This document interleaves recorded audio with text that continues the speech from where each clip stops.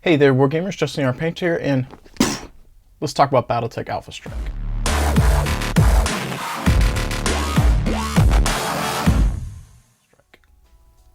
So I'd like to welcome you guys back today, and thank you for taking the time to tune in. And I want to start off today by giving a big shout out to the guys from Catalyst Game Labs. I was at the Kerensky Kon last week, and as we were leaving, I was speaking with Randall Bills about maybe procuring a copy of this early. I just ran a Battletech Alpha Strike tournament at Nova Open. I want to start doing more stuff local. I want to do a review. I don't have a big channel, but they were able to hook me up with a copy before we left. Now, caveat to that, this box was already open when I got it. I think this is the one they were probably doing demos with, but I believe all the contents are in here. So let's zoom out a little bit, get the full box in frame for you guys to see. So there we go. This is still a standard kind of box from all the other ones that you'll be accustomed to seeing.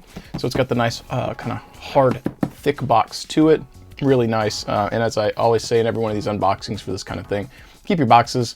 The box lids are thick and they're really good for storing your materials, storing your mech sheets, things like that. Or if you're painting stuff, going to and from your paint area or putting stuff on the shelf, you can put your minis in the box while they're in progress and then just grab the box lid. For me, that is the thing I like to do. I don't just throw these away. That being said, as we get started today, I'm going to flip this over. It's going to rattle, but I do want to talk about the contents and the price. So let's zoom back in here and we'll get a close-up shot. So MSRP coming in at 80 bucks. So when we're reading this, remember $80 for all of this. So contents, 13 high quality, fully assembled, unpainted minis, 40-page rulebook, 24-page fiction novella, 16-page universe primer, 13 Alpha Strike cards, 13 Mech Warrior cards, 25 Battlefield support cards, that's a thing to note, 1 heavy stock reference sheet, 2 punch boards of trees and game contents, something to note, 9 fold-up cardstock buildings, something to note, 6 large fold-up cardstock buildings, more notations, and 2 6-sided dice. So this is a good representation of what is in here. Now, if you are comparing this to a Game of Armor Combat and the Clan Invasion box, you'll notice the only thing that's missing from the combined of that in terms of miniature collection is 2 stands of battle armor. But you're getting essentially the same number of minis if you'd bought both of those boxes, plus extra stuff. And that's the first thing I want to talk about before we get into the actual contents of the box here is the price point. So bear with me here for a moment. A Game of Armor Combat retails MSRP $59.99. This is $79.99. The Game of Armor Combat is going to come with 8 battle mechs. This comes with 8 Inner Sphere battle mechs. The Game of Armor Combat comes with, I think it's like 9 Alpha Strike cards and 9 pilots because it's got the Griffin in there. This comes with 13, but 8 of them are for the Inner Sphere.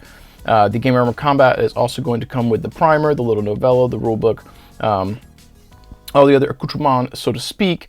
But where this one is different, you get the trees, you get the fold-up buildings. This one looks like it's missing a hex mat, so that is slightly different.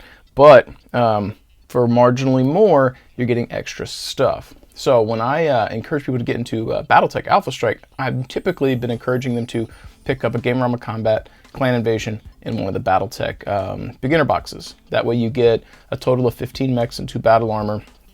And at that point, if you buy all 3 of those, you're coming in at $130, $135 MSRP, give or take, right? And that doesn't even include buying the core rulebook, which I don't know, between 30 and 50, something like that. So still under 200 bucks.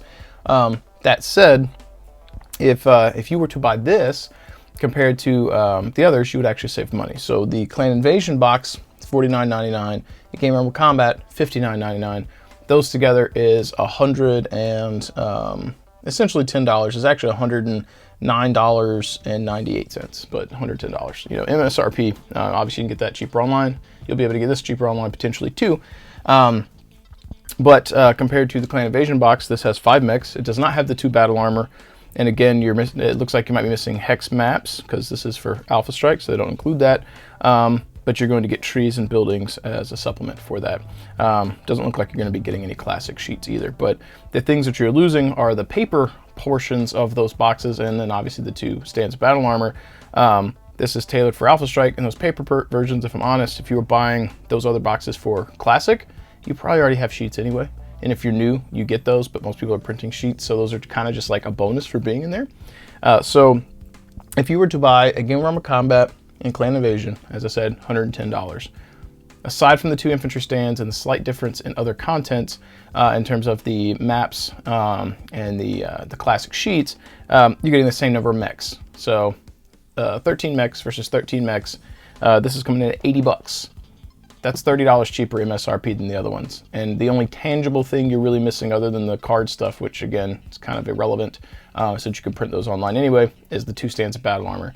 The 2 stands of battle armor are not worth a $30 difference. For 30 bucks, you're going to get the battle armor star or whatever it's called, the 5-pack, right? So this is the way to go. When this comes out, if you're getting Alpha Strike, this box, it's a hell of a value. I think even at $100 is probably good value because it still comes in at 100 bucks, still $10 cheaper than the Game of Armor Combat plus Clan Invasion if you're buying those grouped, and has other stuff. So bear that in mind when you're looking at this, that I think it's an extreme value and makes the entry into Alpha Strike very, very easy. Also, flipping over here, the branding. Whereas the Game of Armor Combat just says the Game of Armor Combat on it, the Battletech Clan Invasion, Battletech Clan Invasion. Those are good for Battletech in general. They're good for Classic in general, and they're good for Alpha Strike in general. But for someone who's new, who's uninitiated to Classic, it's a little hard to approach as a new player. It's crunchy, and that's fine if that's what you're into. The people that are going into an actual like game store, like a brick and mortar FLGS, where they do 40K, War Machine, Infinity, Legion, things like that, physical tabletop games that are played quickly, this is a game that's going to resonate with those types of players more than likely than Classic will. Not that you can't do both, but in general, if you enjoy Warhammer 40K, Alpha Strike's an easy transition, right? So if you're at a game store doing tabletops, this is probably the style of game you're most likely playing. Again, not everyone, but probably on average. So having the branding here, and it's pretty in your face, and if a store's stocking it, the person that buys this, who's already going to a store that does wargaming, this is going to be a very good pickup, and it helps separate the branding from a Game of Armor Combat, from Clan Invasion, because when you buy those, you may not realize which version of the game you're actually buying into, which you kind of get both, because you get the Alpha Strike cards and you get these sheets, but then if you're a new player, it's like, well, what am I doing, right? Which you can muddle your way through, but for either one, if you get into Classic, it's really helpful if you have someone with you who can teach you, and the same for Alpha Strike. This one being specifically tailored for Alpha Strike, it makes the decision as a new player a lot easier to laser focus and hone in on what you need to do versus the other boxes that are, you know, kind of a little bit of both. There's nothing wrong with those boxes, but I think for the new players, I think we're going to see a tangible impact on new entries into the hobby. If you're watching this, maybe you're new, and that's great, and I hope you get into Battletech, Alpha Strike, and Classic if you're interested. If you're watching this and you're a veteran, you know, you're already initiated, you know, and you're not their target audience for getting into the game. You're the target audience for selling models and books and stuff too. But for the longevity of the game, in my opinion, getting new players in, fresh blood who are going to buy this, buy books, buy models, that's going to help the company grow, and it's going to give you and I, the veterans, more people to play with. And it's also going to help the brick and mortars because they're going to have people spending more money on the game, and hopefully they'll spend, the shops will allocate more shelf space to Battletech because of that, and then in turn we're growing a local community. So it's baby steps, but I think this is going to be good. Now those are my opinions on the price points and the target market for these. I personally have plenty of Alpha Strike stuff. I would still buy this because mechs and the things inside, and I like collecting the cards, the pilot cards and such. That's a thing that I particularly really enjoy. And I offered to pay for this when they gave it to me. I'm like, I don't just want free. I mean, I'll take it, obviously, but I would have paid for it. And I will likely buy another copy when it comes out because this will be personal. And then the new copy, when they come out and I buy it, will be my for demo game stuff. I'll actually like try and at some point make time to paint. I've kept a copy of a Game of Armor Combat, Clan Invasion, the beginner game 2022, and then I'll have Alpha Strike. And I have kept a single copy of all of those that's separate from my personal models so that when I paint them, I have demo stuff that is mirroring the contents in the box. So that being said, I've been rambling for a good little bit here. Let's go ahead and actually open the box. So as I said, this was already opened when they gave it to me, and it was already, I'm assuming that's what they were using for demos for that day. So the contents aren't packed the way that you would see them. Obviously the cards are loose, they're not in the little sleeve packet and so forth, but I believe everything is here. So Getting started, we've got our little mini story here, the novella, and it's marked for Clan. I like how they do this so you kind of know what era you're looking at. That's good if you want to get a little tiny story. We'll get into the tokens in a moment here. We are going to skip the mechs for now. Suffice to say, we get the standard set of dice. We've got unit cards, which I'll go over. And then this is different from the standard stuff. The Game Armor Combat Clan Invasion do not have this. Got a Battlefield support deck. That's pretty sick. Something new to play with. So let's go ahead and slide this box on out of here. Shoop. And again, like I said, this stuff has all been moved around and used, so it's not in any particular order. So we'll get to the buildings in a moment. Let's get through all the other accoutrements. So we got our quick start rules. So if you're a veteran to the game, you've probably already got a copy of the Commander's Edition rulebook, which that's the new one. I've got the old one. Yeah, so basic stuff. Actually quickly flipping through here, seeing some of these pictures. This looks like it's going to be a nice little primer for getting you into Alpha Strike. And honestly, like half of the standard Alpha Strike book is stuff that is not, or is optional anyway. So this may do just fine for a new player. Appreciate the woods. This is something that came up at the con, Kerensky Kon, visualizing the template of woods. I had this issue come up at Southern Assault where an individual I played with wanted to say each individual tree was a patch of trees and a line of fire going through multiples was multiple trees. The way that I would do it is a triangle. That's the way they do it because it makes the most sense. I was a TO for 13 years for various games, and this, believe it or not, is pretty standard, but some players want to game the system. So they did explain this at the show, or at the con. And personally, what I would do is I would probably just get a little felt cutout or cardboard cutout or something, so that this doesn't become an argument. Because some players are tryhards and they can't. That is too hard for them to visualize, believe it or not. And that's me being sarcastic. That's not hard to visualize. Just some people have to get an edge at all costs. So this is the way to go. So there's no argument. But they did cover that at the con, and the people that I saw playing were pretty chill. So there were no issues. So let's do some flipping through here. I got some of the new mechs, new cards here. That's really cool. I'm excited about the support cards. Okay, so they're going to go over the tokens. Yeah, the pages, I mean, despite this not being a hardback, these still feel like the standard pages as well. Nice full color. I dig that. And I'm not seeing anything obvious jump out to me. They do have a picture of a mech standing on a building for this. I wouldn't do this. That's fine. Your plastic mechs are unlikely to break or chip. But if you have a combination of plastics and metals, these buildings are hollow and it's thin material and could be potentially wobbly. I wouldn't want to put a metal mech on top of that and risk it. That's me personally. Nice artwork. This is what's on the front of the box. It's got a cool little scenario. And you feel free to skip ahead. I'm just kind of flipping through the pages just to see if there's anything that stands out as obviously different to me. Got the, looks like the formation stuff. It says unit list, eras. Okay, so yeah, so there we go. We're getting into the formations as well. So they are covering it. Most of the Alpha Strike games I've played, we've not bothered doing formations. Just hasn't come up. But yeah, honestly, that feels pretty comprehensive. This plus Master Unit List might mostly get you where you want to be. I did not see a index, so they may not have all the special rules in it. Actually, did I miss them? No, so they may not have all the special rules in here, like indirect fire and things like that. But for the core stuff, this is good. If you bought this at the store and you're only using this to play, you and your friends will probably have a blast. Okay, I think this is going to be the primer for the universe. Yep, some great artwork on here. I'm curious what Clan Wolf Galaxy is on the front of here that's being blasted by, I think it's not Banson Raiders. I'm not sure what faction that is, but this is a sick ass picture. Is that a Conjurer and the Vapor Eagle? Yeah, this was really cool. I don't think I've seen this art before, but I can't identify what Clan Wolf faction this is or Galaxy. I see the standard Clan Wolf, but I don't see any other identifying marks. This resonates with me because I like painting black models. I have a bunch of Wolf Dragoons. They're black and red, and then we've got the Clan Wolf, so I dig that. And speaking of Wolf Dragoons, got one right there. Let's do a quick little perusal. Yes, looks, their artwork's always so cool. Look at that guy's face. My camera's tracking it because it's recognizing it as a person. That's pretty cool. Yeah, so that's pretty standard fare, but different than the other one. We've got our hard stock cheat sheet.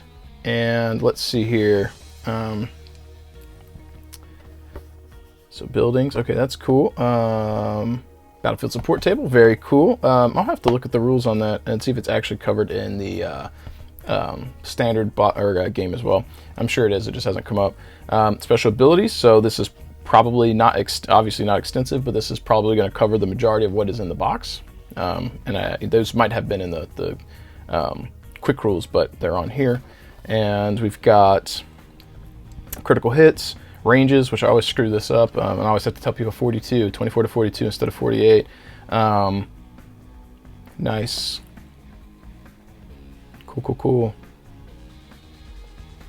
Nice. So I was reading this, which that's standard.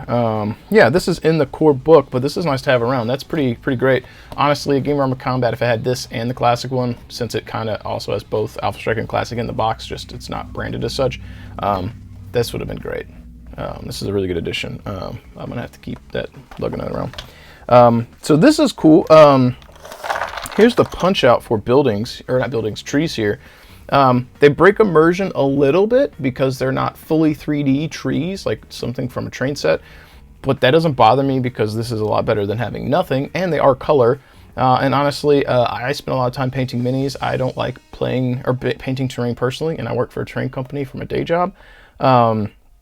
So as a gamer first, if I'm viewing it that way, this is really cool. You get something, it's not as immersive as the full nice three-dimensional stuff or the railroad track stuff or Team Yankee stuff, but this is a great addition, and it's plenty of stuff. And if you were trying to take the next step for this to clear up any arguments, I would just make a little base plate or something, spray it green or flock it green and put those trees on it, call it good. For assembling the trees, we've got the cardboard. These look to, actually I guess it's a green one, it's a yellow one, and you'll just slide it in just like that. So again, like I was saying, it is, three-dimensional, but you don't get the same thing you would with like a normal, style of terrain tree, but this is still perfectly serviceable for Alpha Strike and a nice addition to the box, so I like that. I would probably have liked a little positive lock to that. That's fine, but I feel like over time that might get loose, but you could put a dab of glue if you're not intending to take those back apart, so that's cool. Little objective markers, which is also a nice addition. One of the core things about Alpha Strike that I like is playing scenario play. Stand-up fights are boring because once someone gets an edge, it kind of starts to snowball. That can happen with objective games as well, but I much prefer objective games, and I have a lot less issues with snowballing in objective games than I do in just straight-up kill games. So we get, there's 6 objectives in here. So we got a red and a blue, so player 1, player 2, I think is what they're going for here. So you have objectives for both sides depending on what scenario you're playing. And then, again, these are all punched already. We've got a bunch of tokens. This might be enough for one person if you're playing with a certain amount of stuff, but these are nice reminders to let you know if you've moved. So one of the things that comes up in Classic is when you're playing, you always have, your white, red, black dice, letting you know walk, run, jump. I was trying to say run, walk, jump. I don't know what the middle word was, but walk, run, jump.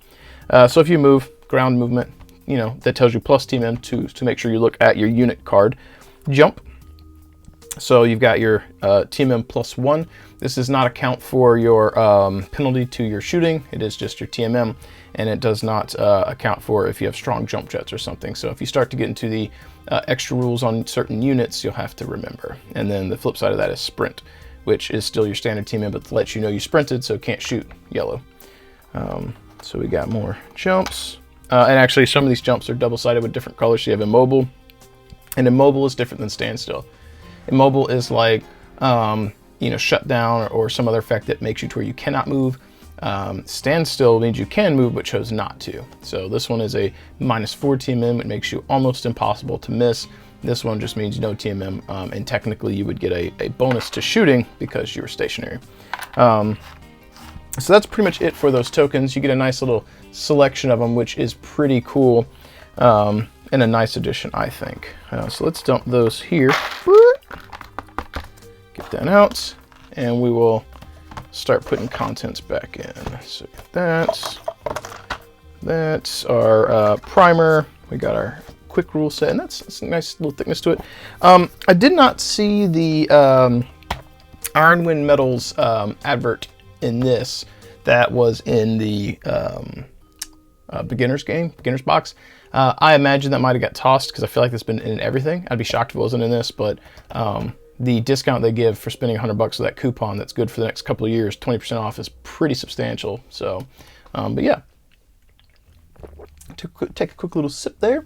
Let's get this out of the way. And let's take a look at some of the buildings here. So we've got this guy, which is going to be a height 1. Let's get a little zoom in here for you guys. Height 1, so it folds right there. And these are the little tuck boxes, kind of like a thin cardstock or cardboard type material. So we've got one of that size. Let's see, see if we've got any more that are height 1s of that style. There are quite a few little buildings in here. Okay, so we've got another one in that style. So 2, 3. So we've got 3 height 1 buildings with roughly that style footprint. And they tuck in pretty easily. So you got a little tab here. Folds over, this sockets in, these fold down, you'll push this over, much like you're just doing a standard box. So, boom. So this one's not bad for putting mechs on because it's got a much wider base. There's some of these that are like, 1-inch squares or 1x1 footprint that I probably wouldn't, at least not the tall ones. But is this perfect? No. Is it good for the value? Yes, because you get some terrain, and I think that is good, and Alpha Strike needs that 3D terrain, whereas Classic has this stuff printed on the maps.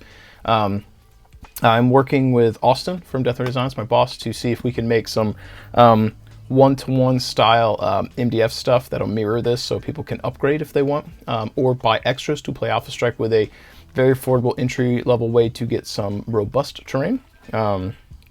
And yeah, so, but I'm, while this stuff, while I was saying, is it good, bad, whatever, while I may be a little harsh on some of that stuff, I still don't think it's terrible for what it is. I think that there's going to be some fragility to it. I probably would not fold and unfold this a lot because eventually I think these seams will start to give out, and this is basically like a thin cardboard, like it's very thin. So eventually, because it's like a paper material, it's going to get flimsy. So you may end up with a little piece of tape on the inside after you do the flap, right? So a little tape right in here or a little dab of glue or something might do you good. But if you are new to the game, this is a nice addition that helps get you going. And actually, I was wrong. I think this is a height 2 building. So 2 height 1s with slightly different colored patterns and details. So basically the same building, a little bit different coloration and different patterns. Looks like the roofs in particular are different. So 2 height 1s. This looks like it's going to be a height 2. Yeah. So definitely a little shorter. Gonna have something looking like that. I'm trying not to put all these together on the video here because I don't want to have to undo them all and potentially put wear and tear on them. But it looks like the sorry, I should have checked this too. It looks like the overall footprint, the length and width are the same. It's the height that's different. So actually, that may be more like, this may be like 1. This may be like 1 1/4. So let's see here. We've got some little buildings here. This one looks like a height 1 style little tuck box. I'm not going to actually mash that in. We'll just, suffice to say, do it like that. Actually, whatever. We'll put this one together. I don't want to probably do more damage to it trying to actually just hold it than I would just boxing it. So you can see, like, some of these little buildings get pretty small.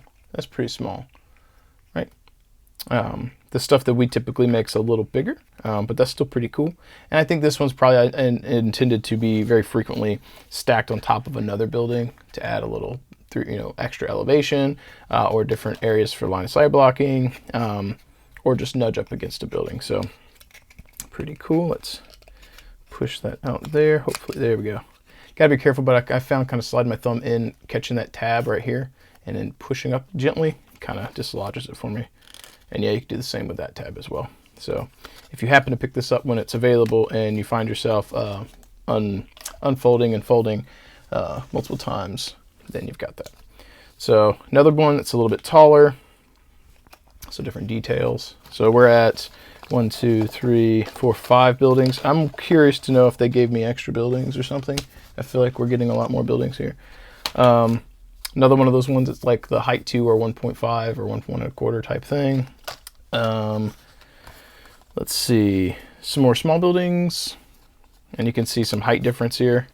Like that one's it's a little bit taller. Here, let's flip it this way, it'll be a little easier to visualize. You can see it better when you're comparing here to here, right? So it's a little bit shorter, a little bit taller. Here's a nice hefty building. This one's pretty cool. I'm actually going to zoom out for this one because it's a little bit too big for me to get fully in frame. So you got the 2 tabs. We'll push that tab down. Oop. Oh, give that a little crease there. These 2 tab ones are going to be a little bit more delicate. There we go. Fold those down. Get a little crease there, and boom. And if you crease better, you might be able to get that lip gone, or if you're not going to disassemble, you could probably push that down and put a little piece of tape down here to hold it flush. But nice little size building, great for line of sight. Again, if I was doing any metal minis, I probably would not put anything on top of this. Will it support the weight? Probably. Is it a little wobbly model syndrome? Sure. And for me, I would not want to have my metal model tumble off this and probably break and probably chip. Even if you did the best pin job, you're 100% probably risking chipping. So I personally just wouldn't do it. But the plastics are fine. You're probably unlikely to damage them or mess up your paint jobs if they fall off of this. They're also pretty light and durable. But again, that's the one issue with it, is the rigidity. But again, for the value, pretty good. So another style, kind of fancy square here, building. I do like the variety in designs. I wish we got some more rectangular ones because a lot of these are just boxes or squares that are the other height, but I think the length and width differences would have been cool, but beggars can't be choosers, and I still again think for the value this is great. I'm gonna have to flip this box over and look because there's another nice hefty building. I really like that. Let me pull this open and we'll take a quick peek at the underside and actually see how many buildings are supposed to be in this.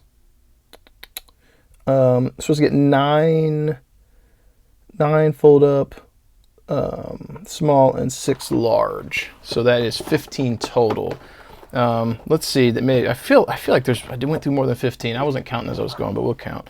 So we got 1, 2, 3, 4, 5, 6, 7, 8, 9, 10, 11, 12, 13, 14. No, there's 15. Okay, so yeah, I mean that's a lot of buildings for the value. I can't complain about that. Plus the trees, like that's a good deal. We also got a blast template.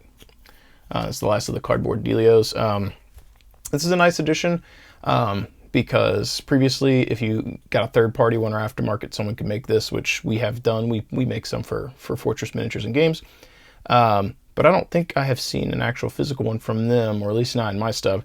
You had to like print out a page from the PDF for the book to cut this or trace it. But here we go. This is the small blast. There's a large blast and a strafe. So that was included, which is cool. Now, which you guys are probably been waiting for, and some of you may have skipped to this point to see the mechs, but here we are. So let's get into the battlefield support first, then we'll start checking out mechs and unit cards. I'm excited about this because this is new. I haven't seen these. So let's see. I'm gonna do a quick little read session here, see if I can muddle my way through. We got battlefield support rules. Before play begins, determine the amount of battlefield support points, assuming that's what that means, each player will have for this scenario. Extraction raid support 5, objective raid support 12. Attack declaration. Use the following rules when declaring an attack. If a support type is to be used, it must be declared during the combat phase of the turn it will be used. The player reveals their selection of that support type, but does not need to reveal all choices of that support type. The controlling player declares the target unit or point of impact, so blast, but there's going to be artillery in here, and target number modifiers, no modifiers are applied to the target number, so you will just, whatever's here is what you'll roll. So cool that we have a little rule sheet, and it gives you the page number. I haven't used these before because the Alpha Strike games I played have been just basic, or they're events and they have special rules, but I do like this. And I think I've got a box here. Let me see. No, it's the initiative deck that I've got. I feel like I've got the battlefield support pack. Give me 1 second here. Boop. Boom, got it. All right, let's grab this or pop this open real quick and see if it's actually the same. I thought this was only for Classic. Let's actually compare and see if it's actually for Alpha Strike. Okay, so it's got some more in-depth stuff. The page number is, oh wait, there's 2 of them. Oh, that's aerospace. Okay, so the page numbers were different. Okay, so I'll try and, let's see, let's compare. Okay, so we have Light Strike, Offensive Aerospace Support from this deck. Then we have the Light Strike, Offensive Aerospace Support. So we have target numbers 5, the same, damage is 1. Yeah, okay, yeah. So these are different. These are Classic because it says 5 points of damage each. So there's going to be 2 groups of 5, damage type NA. This is 1 point of damage. So basically they have taken the Battlefield support pack for Classic and made one for Alpha Strike, which if I had looked, I would notice this one says Alpha Strike. So I bet we're going to get a box of these that are designed for Alpha Strike. That is exciting. That explains some of my confusion. Okay, cool. I had this stuff on hand and I've never actually played with them. All right, so now that we've got that out of the way, let's take a peek at some of the units here we've got. Okay, so we've got multiple Light Strikes. Okay, so they've got this set up so like both players could potentially share these. I imagine that's why we've got so many. Or I guess you could take your points. I guess you could take multiples. Bet we're gonna have 4 heavy strikes. Yep. Bet we'll have 4 light bombing. Yep. And yeah, so it's probably 4, 4, and 4. Yep.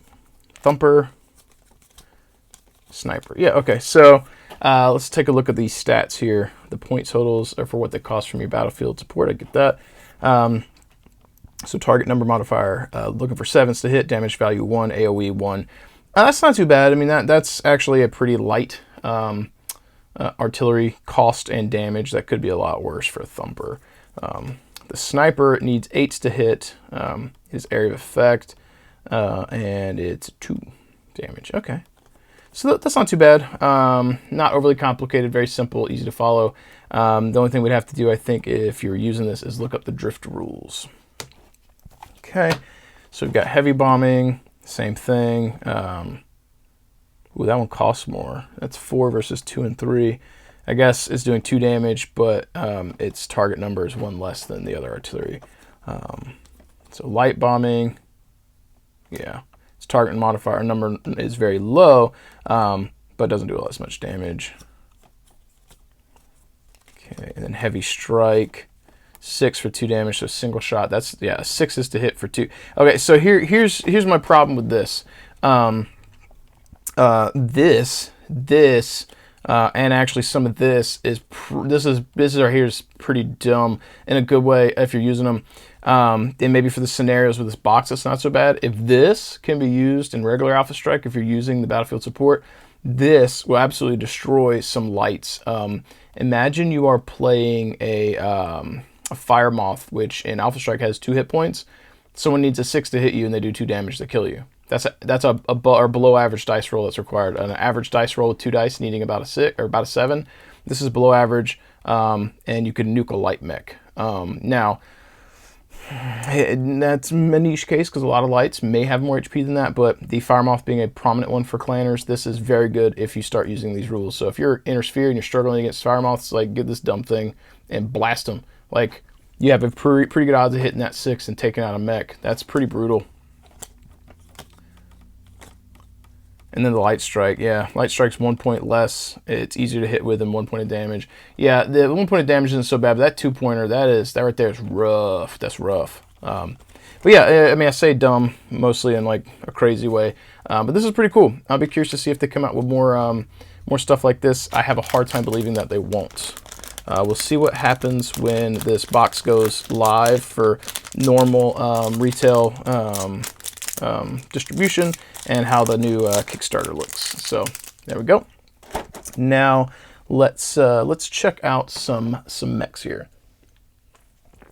All right, so let's see. I'm going to save the new mechs for last. Okay, let me get those out of the way. If you want to fast forward to those, you can absolutely do so. So we got our mech cards, and the one on top for my units here is the Atlas. So we're going to grab that, and we'll try and grab the Atlas Pilot while we're at it. There we go. One of the things I did notice is all of the inner sphere pilots in here are one-to-one with Highlanders. They're all Highlanders, or at least one version of them is. So Atlas. For the Atlas card that we get the AS7S4 Atlas, 55 tonner. This is in the Dark Age / Ill Clan era. Coming in at 55, or not 55 tonner, sorry, 100 tons, 55 points. Coming in for 444 for damage, short, medium, long, not bad. OV long, he's got what, 1, 2, 3, 4, 5, 6, 7, 8. So 18 points of life. Stealth. This dude's got freaking stealth on an Atlas. So stealth gives him +1 to his TMM at each range bracket. So at short range, he gets the opponent takes a +1 penalty for hitting. At medium, +2. I may have worded that wrong, but I believe it's 1, 2, 3 for stealth. So he's incredibly harder to hit at long range. Granted, his TMM's only 1, but with stealth moving, TMM 1 at long range, +4. He's brutal to hit. That's nasty. That's and only 55 points. Like, I play a Timberwolf that is more equal to him or more in points, and they may yeah, I don't know. I'd have to play this. I feel like usually I'd lean towards the Timberwolf. It might have more damage, that card that I use, but the stealth that's huge. That's huge. The other variant comes in at 3 points less. This is the S variant. 552 versus 554. He's got also 18 points of life. AC2, 2-2 dash, if you're using those rules, which are all optional. Indirect fire, LRM, rear. The rear and indirect fire are important. This one's useful in more eras. This one is useful only in the two current eras where the timeline is at. I give this the edge.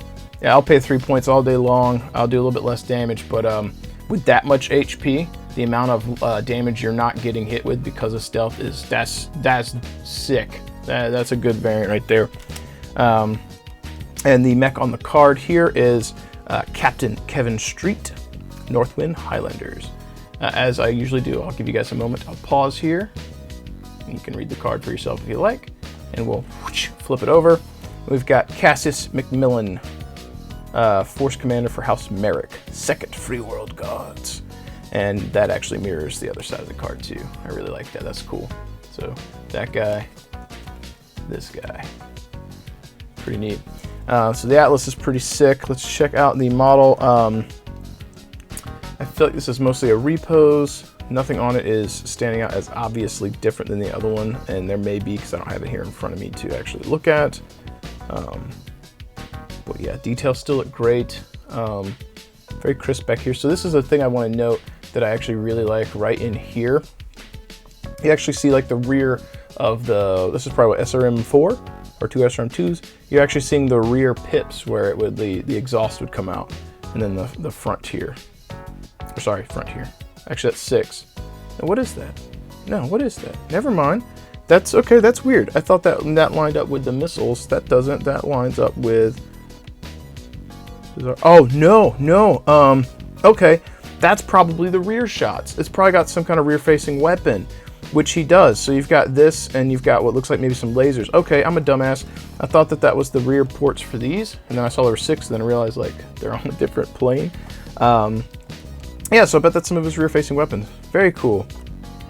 Very cool. Mold lines don't seem too bad. Details feel pretty crisp. Probably take a dry brush nice. Very cool. I dig it. I'm a big fan of the Atlas in general. Very sick. All right, so next up we got the Archer. Let's go dig out that Archer card. Here we go. All right, so we got the Archer 7C. Coming in at 50 points, 554, case 3, indirect fire 3, rear 2-2 dash. You can see that they already played with it, so we had some markers still on there. Yeah, that's not bad. Indirect fire 3 is not bad. 50 points. TMM. I don't remember the Archer having TMM 2. It doesn't. Usually, okay, because this one you can see this one's in different eras. This is another thing that to catch. This is badass at 50 points. I'm telling you, this is badass. So this is Dark Age and Ill Clan era. 50 points. This is on par for some clan mechs for its HP and its stat line. TMM of 2. And I'm telling you, like, this will catch people off guard. There is a Comstar variant of the Rifleman with TMM 2. Catches people every time. It's the only variant on Master Unit list with the TMM 2. That's going to catch people. And the Indirect Fire 3 and at 50 points. This is brutally good. That's sick. Nice. Now, this one's 12 points less. That one was a, what, 554. This one is a 333, 12 points less. Overheat long, so it normally overheats only at short medium, so let's use it long.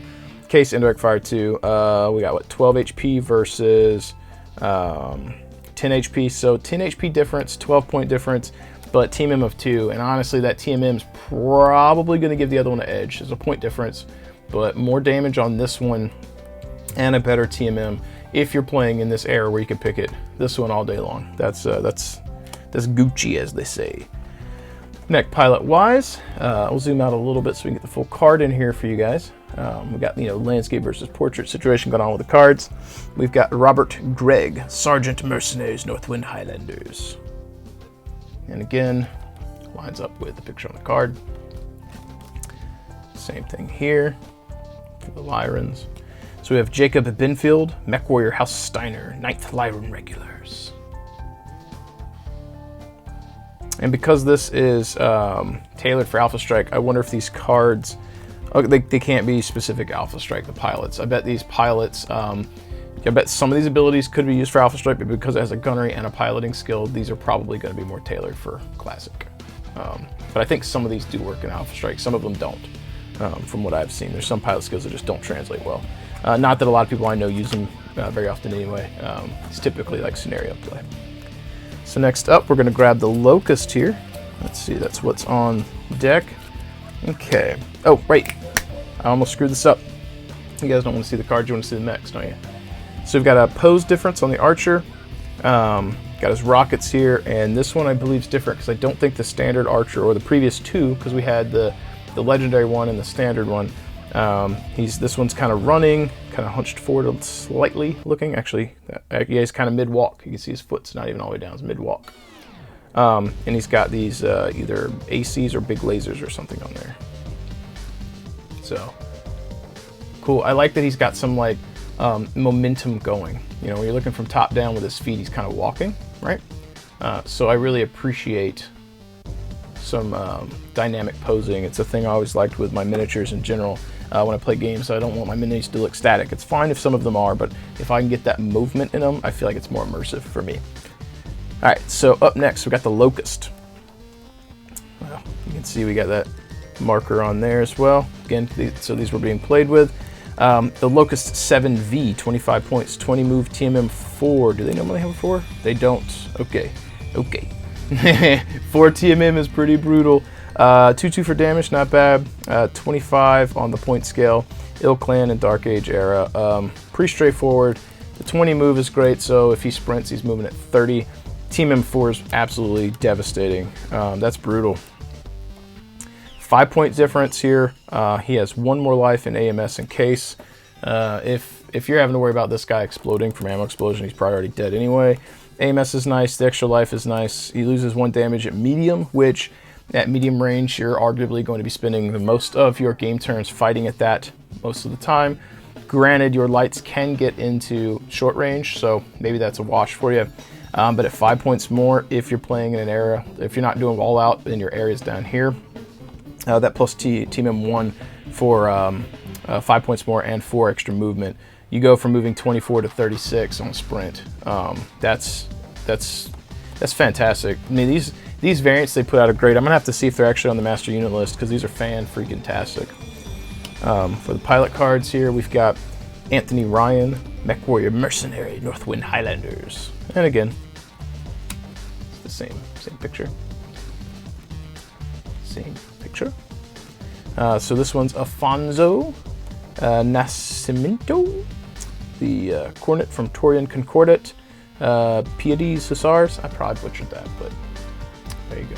It's rare that I see stuff where the gunnery is worse than the piloting, but I guess if you're in a Locust, you got to get good at piloting the mech, right? Am I right?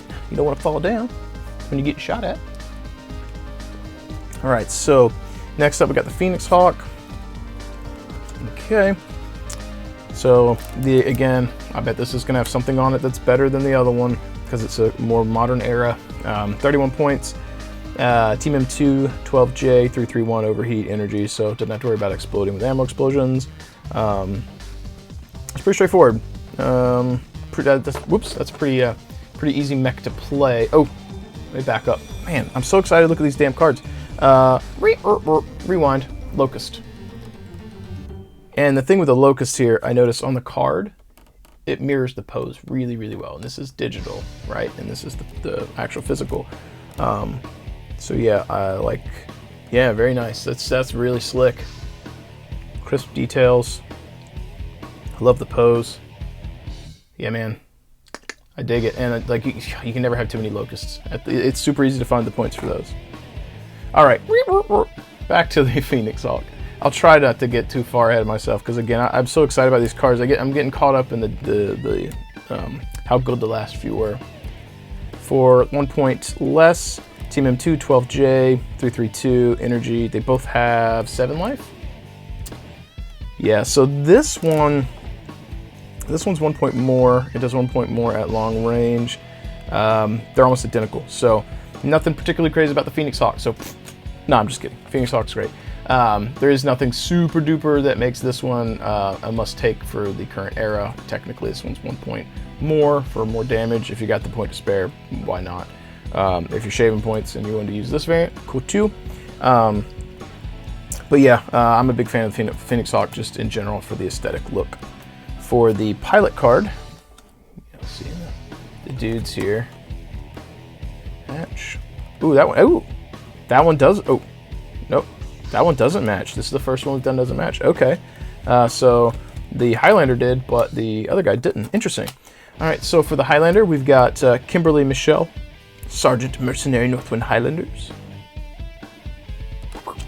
And then on the other side, we've got Shigeru Kikuchi from House Kurita. Yeah, so that's completely different. Those paint schemes aren't even the same. So that's the first one we've looked at so far that deviates. There appears to be a Northwind Highlander in all of them, but that was the first one where the rear of the card was different. I may have gotten a mispack. We'll see. Oh! Oh! Okay. Okay. So, hang on. Interesting. Okay. Okay. I got it. I was actually wrong. This picture is actually not the same. So if you look at the chest, right? The chest looks the same, but it's not. It's not. I just grabbed my next card, seeing what's coming up so I could get prepped. And then there was another one of these, and I was like, oh, maybe I got 2 of the Phoenix Hawk and missed another one. No. This is the right one. And then this mirrors the back one. And he's a Crescent Hawk! He's a Crescent Hawk! Yeah! My friend's a Crescent Hawk player. Jojo, you're probably not watching this, but if you were, Crescent Hawks. Alright, so, secondary pilot, Sarah Beth. From she's Mercenary, obviously, Northwind Highlanders. And then the Phoenix Hawk. This one is Jezebel Youngblood. Very cool. I'm excited about that one. My buddy Joe's going to be pretty pumped. So let's find the Phoenix Hawk. There we go. Oops. There we go. Nice. It looks pretty well defined. Got both engines. I've gotten one before where the engine was missing. Pretty gnarly little line here where you can see where they put it together, but it's not or mold line or something. It's not too bad. It's in an area you're not going to see that much. Like I've said before, I feel like Catalyst has done a good job with their designs, trying to design them in such a way that the mold lines are hidden, so if you don't clean them, it's not super duper obvious. But yeah, very cool. It's a very cool model. And obviously, thus far, a lot of these are duplicates, or not duplicates, reprints of stuff we've already seen. So, you know, we've already got a Phoenix Hawk Mini. You know, so we're getting a repose one, but it is what it is. If you're getting into this and you're new, then it doesn't matter because you don't have them.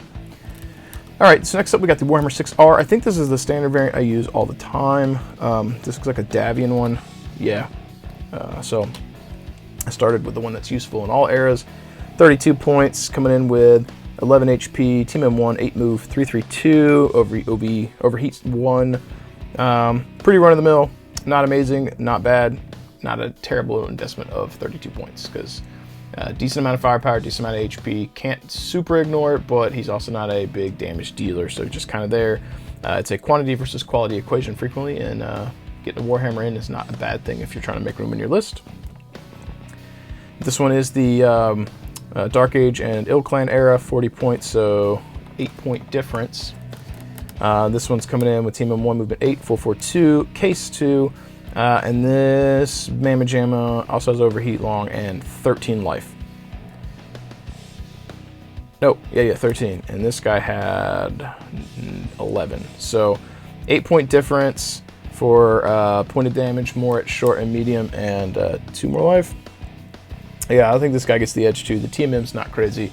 Didn't change like some of the previous mechs, but yeah, that's good to go right there. And here is our Warhammer. I feel like the barrels look a little bit better on this than the previous one I had. I feel like I had some droopy model syndrome on my previous Warhammers. These are a little crooked. I suppose if you're that worried about it though, you could probably cut the, yeah, you can see back here, kind of lopsided. You could probably cut that off and try and shave and re-level if you wanted to. I bet those were separate pieces, and they're probably on like a peg, and the peg probably got bent when they put it in. That'd be my guess.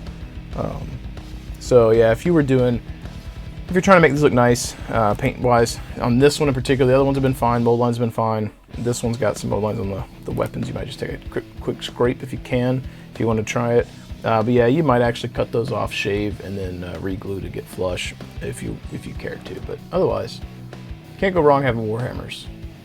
Like, everyone's got to make room for a Warhammer in their collection. All right, so next up, we're looking for the Wasp.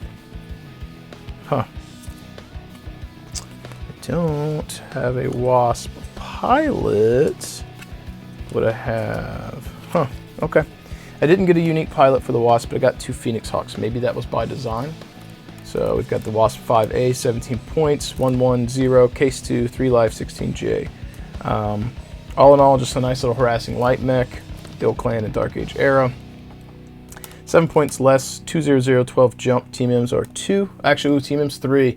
That's a difference. I didn't catch that. TMM 3 versus TMM 2. So 7 points less for this. You lose a TMM, you lose a damage at medium. They both have 3 life. This one's immune to explosions because it's energy. This one has case 2, so might as well be immune. Also, the other one has 4 points more movement. So this isn't bad if you need to get save points. This isn't bad if you have the points and you just want a much harder to hit light. Damage-wise, this one here probably takes the edge because at 2 points at short range, when you're probably going to try and get this guy jumping behind someone for the rear shots, which means you're going to be looking at potential 3 damage versus this guy on the rear getting a potential of 2. This one's a bit more of a wash. It depends on your points and what you're doing, but I really like the movement in the TMM of 3 personally. That extra 4 jump and higher TMM means you're going to have a little bit easier time getting behind someone and getting the rear shots versus the move of a 12. So let's check out the Wasp. Again, kind of a more dynamic pose, running forward, tips of the toe, rear of the toe or foot contacting the base, so you get that nice forward momentum. Yep, I dig it. Very cool. I always get the Wasp, the Stinger, and the Valkyrie mixed up. All right, next up on deck, we got the Blackjack. Got the Blackjack BJ5, 27 points, team of 1, jump 8, 233, case 2, 7 life, 3 damage, medium's not bad. The long range probably not going to get used very often, but the medium range is pretty good. This one comes in at 3 points more, team of 1, so jump 8. This one's got 9 life, 332 OB1. This doesn't have overheat, 7 life versus 9 life. So, was the movement higher? No. So I kind of like this variant better, the BJ3. I think it was 3 points more. Yeah, 3 points more. I like having the higher damage bracket, 3-2 or 3-3 instead of 2-3. I like to have a little bit more HP and overheat when you need it. So I think this one gives you an edge, and it's useful in almost every era. So that one's not bad for 30 points. And then we've got the cards here. So we've got Andrea Andy Ritchie. Where's that? Northwind Highlanders. Swoop. And then we've got Gabriel Sammy. So same picture. From House Liao, St. Ives Lancers. And we've got 2 Blackjacks already. We've got the one from the Wolf's Dragoons and the one from one of the Force Packs. So the Wolf's Dragoons one, I believe, also has some nice momentum to them. This one's got some pretty big cannons on them, or big like PPCs or lasers or something. So that's a nice change. I dig it. Details look good. Pretty cool. And now we're getting into some clanner stuff, I think. Oh yeah, because I was going to leave the new stuff for last. So we're going to grab the Nova Cat. Or, sorry, the Blackhawk, the Nova. So we've got the Nova, 42 points. This is the current era, 10 movement, 2 TMM, 660. Let's wipe that off. Case and Omni, 8 life. A little expensive, does a bunch of damage though. I mean, 6 damage, nothing to balk at. So 42 versus 41, 550, 10 jump, 2 TMM, Energy Omni. Omni basically means that you can carry stuff. OV4, 8 life, so same life. This one is 1 point less, but its Alpha Strike potential is huge. You could shut yourself down and absolutely obliterate someone. You're looking at 9 potential damage versus 6.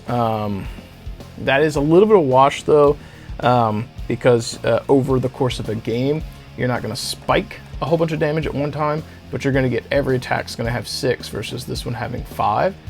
So in a game, if you have done at least 4 rounds of shooting with your Nova on the other one, you have made up for the overheat. You just didn't pump all that in one handful. And the issue with overheating is, like, if this one actually does shut down from it, it's going to have a turn where it doesn't do anything because it has to start up while the other mech is still shooting. So it depends on what you're trying to do. If you're using this one for the overheat and you were using it for the short range at 9 points of damage, jump behind someone in the rear, 10 points of damage, if it's got a decent pilot skill, that's going to give you a lot of damage into a mech, whereas this one would only have 7 points of damage on someone's rear. So you got a decent time to try and nuke someone with this one, but a little bit of a wash. This one's, I think, going to be more for personal taste and flavor. We've got Clan Jade Falcon. This is Gavin. Just says Mech Warrior. I feel like usually if you're a mech pilot, you've got, typically they're showing us people with, you know, different names and stuff, blood names, but I suppose he hasn't earned one. Also, he's a 3/4, so sometimes you get higher ranks than they actually have. Actually, and that one just says Mech Warrior, and I was more, I guess, familiar with seeing people things say like Star Cap and stuff like that. So we've got Callista from Clan Wolf. And the Nova in here, not that one, this one. So there we go. All them lasers, lots of lasers. Definitely disco mech going on here. Next up, we have got the Fire Moth, which we were just talking about earlier with the battlefield support and how brutal that can be against the Fire Moth. So first up, we've got the Fire Moth D coming in at 30 points. This is a piss load of points for 2 HP. 430, Team M4, 26 move. So if it runs, it's moving 39. So it's getting where it wants to be. Overheat 1. So if it gets up on someone's rear, potential for 6 damage on the rear. Not bad. But it's still a lot of points for 2 HP. Again, you spend 30 points on this and then someone hits you with a battlefield support card if you're using them, or artillery if you're just playing with artillery, and they could just nuke this thing pretty easily. So this one is the current era. This one is coming in at 5 points more. Team M4 30 move. So if it runs, it's moving 45, which is more movement than the length of the table that you're usually playing on, because usually most people are playing Alpha Strike on a 4x4. 440, 2 life, Case Omni, 430, and overheat, energy, Omni. So this one can't explode, but it has case, whereas the other one can't explode, but doesn't have case, so whatever. Bit of a wash. I would probably go with the 30 pointer, personally, if you're just using the cards. You lose some movement, but with this kind of movement on a standard game mat that you're probably playing on, 26 move is plenty. And that's a lot of points invested for only 2 life. That Locust was like, what, 20 points or something, 25 points, whatever it was. Let's bring it back up here. The Locust was 20 points. It does less damage, right? But 28 or 20 points versus 35 or 30, and that one was 25. So the higher TMM Locust is still cheaper. Doesn't do as much damage, right? So we got 25 to 35, but its TMM is also 4. Its movement is less, but it's just that 1 extra life is really helpful. It means like this guy's not going to get nuked by artillery where the Fire Moth could. So that's something to be cognizant of. Pilot-wise, we've got the Jade Falcon Mila. If you want to read her.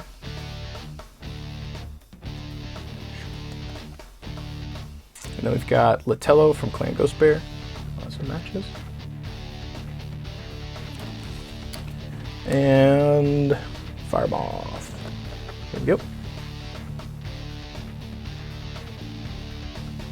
Can't remember what the original looked like. This looks better on here from memory. I feel like some of the Fire Moth stuff's been a little iffy back here, but this looks more crisp. I feel like they've dialed in the quality control. So, but yeah, nothing wrong with that mech. Not as excited because it's not as cool as some of these other ones to me. Some diehard Fire Moth players may think I'm blasphemous with that. So, next up we've got the Masakari Warhawk T, 50 points, Team M1, movement 8, 554.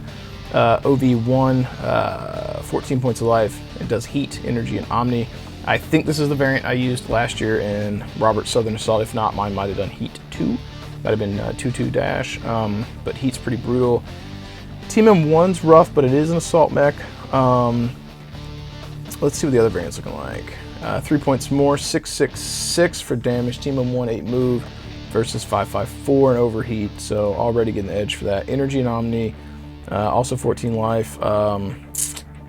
Yeah, I might trade the heat effect for the 1 point extra damage at short, medium, and 2 points at long for a 3 point difference. That might be worth it.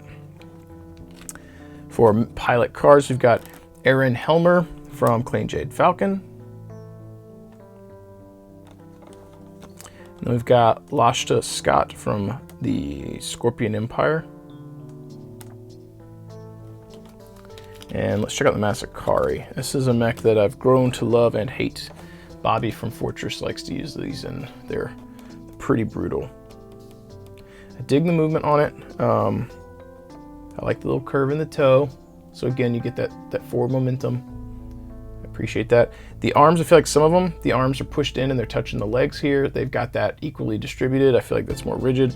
The original Masakari also had an issue that was very frequent up here, where that little square is, where it was dimpled in. They've got that dialed in better. So yeah, I think the other Masakari, I might be mistaking that for the Direwolf, but I think it was the Masakari that had the dimple. I think the Direwolf had some missiles or something up here. But yeah, see a few mold line areas, but nothing too egregious. I dig that. I like big mechs, so it's a pretty nice, badass little assault mech. And then, last but not least, before we get to the new ones, can't go wrong with the Timberwolf. We got the Timberwolf T coming in at 63 points. This is, again, the Dark Age of No Clan era. Team M2, 10 move, 774. This one's got 12 life, OV2, case, indirect fire 3, Omni. Indirect fire 3 is pretty nice. You start to take a bunch of damage and you have to retreat and you still want to dish some out. You're still doing almost half of your damage value indirect, potentially. 774, at long range you're doing more than half, at short and medium you're doing just under half. And that was a 63. For 9 points less you have the Timberwolf Prime, 554. This one's got 12 life. I think they were both 12. Yeah, both were 12 life. This was at case, indirect fire 2. If you're using LRMs, it's got LRMs. Yeah, I mean, that's a tough one. 554 is nice. 9 point difference for 2 points of damage. That's gonna be up to you. Depends on your list. If you went with the 9 point cheaper one, doing less damage, you may be able to upgrade your pilot skills. All the cards are assumed to be pilot skill 4 in Alpha Strike. If it's not printed, for this value to change, you have to do some converting. Using the Master Unit List website will help you with that. But for the points, you could probably up this to like pilot skill 3 and it might come in equal to or less than this guy. So not doing as much damage, but you're more likely to do some damage. So yeah, trade-off that you may have to determine what you want. Mech-wise, pilot-wise, we've got Catherine from Clade Jade Falcon. Did I say Clade Jade Falcon? Clan Jade Falcon. And then we've got Darik from Sea Fox. Mech-wise, we have, what, 3 Timberwolves already out? We've got the Clan Invasion one, we've got the Legendary one, the Aiden Pride, we've got Wolf's Dragoons one, and now we add this, so 4 different ones. This looks very similar to the other ones. We always have an issue sometimes with these little, their missile pods are sometimes wonky. We have to bend them or reglue them. Arms look fine, pose looks fine. Nothing is standing out as obviously majorly different. The pose is probably slightly different than something else. I know the Legendary one has some like little jump jet things back here. This one doesn't have. But yeah, this is your run-of-the-mill Timberwolf. Looks like the other Timberwolves might be a slight pose difference, but can't go wrong having these. Who doesn't want Timberwolves? It's also iconic Battletech. If a new player's getting into the game, this is a mech that they all probably already know and are going to want. So, that being said, we got 2 mechs left. Bear with me, guys. I know this is a long video. If you've made it this far, you're probably waiting on this. You may have just skipped to the end here for the mechs, but let's get into it. So let's backtrack and go to the Inner Sphere with the Wraith. So again, Dark Age Clan era. This one is coming in at 42 points. Team M2, or excuse me, size 2, Team M3, 16, 14J, 330. 8 points, energy, so it's immune to explosions. It's a bunch of points, but Team M3 is nice. I run a Mad Dog variant that's 33 points or so for a 333. Team M2, a 10 move, I think, for similar life. So you're paying for that extra TMM, and TMM keeps you alive, and you aren't really sacrificing life. So not bad. For Inner Sphere, not bad. Team M3. 41 points opens up to a few more arrows. Your movement changes. So you only have the standard 14. You don't have a non-jump move. You could choose not to jump, but this one had a 16 standard move, 14 jump, and this one only has the 1 movement. Team M3, so the other one was what, 4? No, both 3s. 330, 8 points. Yeah, so these are very close. 1 point difference. I'd go with this one probably. Having the flexibility of extra move and energy. Oh, they're both energy, so yeah. That's a wash. If you need to save a point, you lose a little bit of movement, but you're probably going to be jumping frequently anyway, so it's a little bit of a wash on that guy. Unit card-wise, we've got Jason Allen, Mercenary, Northwind Highlanders. And then we've got Arlene Pellegrino from the 21st Centauri Lancers. A lot of Merc love in this box. Minis-wise, this is all new, brand new. There he is. So it's bigger than I thought. So it's a big boy. He looks a lot. It looks small in the card. It's a big old cannon there. Very cool. Little jump jets. Great area to put a little bit of white paint and some ghost tint or Candy Co. or Games Workshop's like contrast paints or something like that to get a cool engine glow. Anything like that. Very cool. Interesting. It's a pretty cool mech. Different than what I'm used to. And last but not least, we've got the Pouncer. The Pouncer T going back to the Clanners. This one for the Dark Age No Clan era, coming in at 29 points. Team M2, movement 12, jump 10, 330. Heat 1, I like the heat. 6 life, Omni. This is pretty well rounded for the 29 points. I like it. The damage output, the jump, the TMM. Yeah, I actually really like this. It's a lean mech. It's hard to find lean mechs for Clanners that have decent damage. And decent TMM. Usually you'll end up with a really high point value and then like low HP or something. So it's nice to find a Clanner mech that is got some value to it. Coming in at 2 points more, we've got the Pouncer Prime. It's available in a few different eras or additional eras. 1210, so same thing. 1210, Team M2, 333, OV long, and they have an overheat of 1. Energy Omni. This one does not have overheat long, but they're both energy, so both immune to explosions. This one's just got long range damage. This one's a bit of a wash. It's going to be what you want it to be. You know, take your pick, having the overheat versus not having the overheat for a 2-point difference. I'd probably give the edge to this one if I was picking, because the overheat long, letting you use it at all ranges, only a 2-point difference, and having the potential to do a little bit more damage. I think it's good. And for unit card wise, or pilot card, we've got Cecily, if I said it right, Clan Jade Falcon. Shoop. And then we've got Krell Magnus from the Snow Ravens. Boom, there we go. All right, guys, let me grab that mech, show it to you, and then we will conclude with today's video. There's the Pouncer. Kind of looks like a little mini king crab. There's some clanner out here right now that's probably like, you said it looks like what? And then there's probably an Intersphere guy that's also thinking the same thing. How dare you? How dare you taint me with that comparison? But yeah, that's pretty cool. All new mech. I'll bring both of these up here because of their new models, which you guys are probably interested in seeing anyway. Get closer up. The other ones have new features, but mostly a repos. We've kind of seen it, you know, weapon change or something, but these are all new. So there you go. Boom. All right, guys. So I appreciate you guys tuning in today. I hope that you enjoyed checking out this box set. Let me know down in the comments below what you think, if you're going to pick one up, if you're excited, or if you're new to Battletech. I'm trying to get back into the swing of things with doing some video content. I'm not sure when I'll be able to get into doing some battle reports again, hopefully sometime soon. But in the meantime, doing these unboxing stuff and rambling has been nice. So hopefully when this comes out, this will be helpful for you if you want to get into it. Hopefully I'll have some more hands-on experience with it in the future in terms of the contents, playing games, whatnot. But that being said, hope you guys enjoyed. Hit the like, subscribe button. Sound off in the comments below if you got anything you want to say. But I got to get out of here. As always, keep rolling those dice, keep painting those models, and I'll catch you next time.